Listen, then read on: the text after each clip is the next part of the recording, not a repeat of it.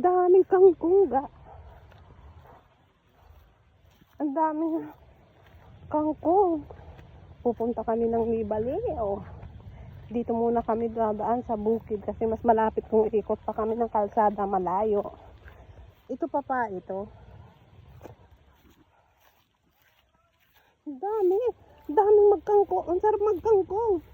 Kaya lang, anong gagawin ko sa kangkong? Marami kaming kangkong doon. Mas maganda pa.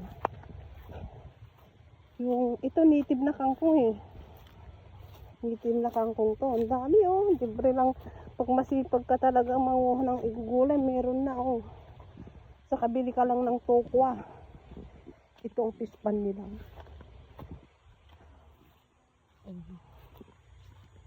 Sa gilid ng pispan, ito. Talong, ang liliit pero ang daming bunga. Grabe, ganda. Ang gandang bunga. Ay, tingnan nyo to. Ang ganda. Ang daming bunga, Tingnan mo, Ang abababa lang. Pero marami. Picturean kita. Ayan. Wow. Ay, ito nasa na, Ay, ang galing. Ay, magulang na yung iba. Ay, ang ganda. Lahat marami. Ang daming bunga nasa silong. Hindi mo mapapansin. Pati itong pangpakbot, Ito bilog to. Itong pangpakbot. Maganda tong bilog. Pangpakbot. Ayan. Dami. Ayan pa. Nasa Nasa lupa na. Yan. Dami. Magagalit kaya sila pag kukuha? Joke lang, may tanim naman tayo Ba't ako kukuha? Ito Ayan tingnan nyo, malapit lang. Pag iikot kasi kami, doon pa. Ito, shortcut na to. Dadaan ka lang sa kulos. Pati dito, ang daming kangkong. Kawayan. Titingnan lang namin yung tinanim na kalabasa. Ito na. Ito, Calamansi Farm. Malawak to. Hanggang dun. Ha? Oo nga Ayaw nila kasi magtambak. Ayan yung main na kalsada main road. Dadaan ka lang dito. Dito na. Lalagpas ka rin dito sa mga to, padiretso doon, kalsada ulit. Ito Calamansi Farm to. Hanggang dito ang lawak. Ang yaman ng may-ari nito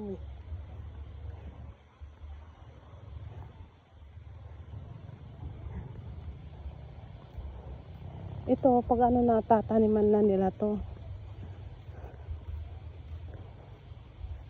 Tataniman nila. May mga namimit. May mga boses ako narinig yung mga namimitas ng ito yung kalamansi. Kung masipag ka, pwede kang makiupa na magpitas ng kalamansi. Ewan ko lang kung magkano per kilo. Dito kami. Ito na yung ko.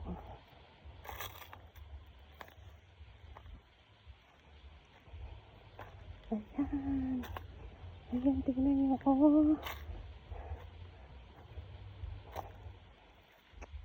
Ito, nabaka na to Nabaka na to. Ito yung mga dito yung bahay namin noon. Kaya lang nung namatay na nanay ko, lumipat kami doon sa kanila. Dito kami noon. Pagpapasok kami, pupunta kami ng tatawid pa kami sa tulay. Pag panahon ng tag-init.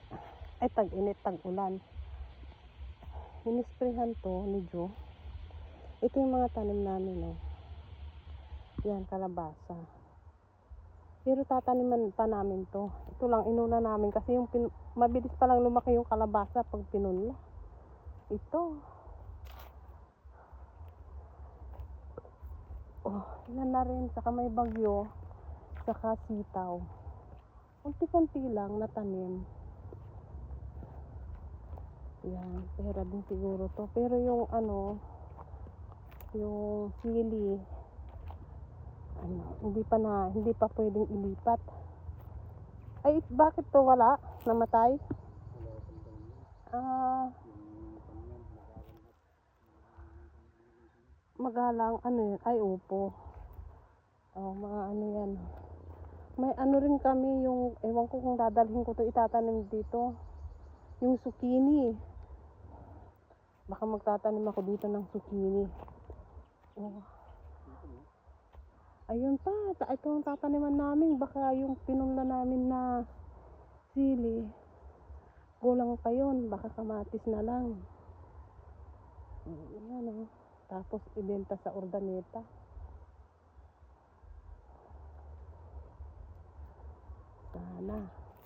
Sana ano, pahintulutan ng Diyos na lumago mga to. Ito, hindi ako nagtanim nito. Si Judy. Ayan o. Itong mga pinuna rin namin to. Ano rin, ino-order namin online. Pinakagastusan rin namin. Ayan.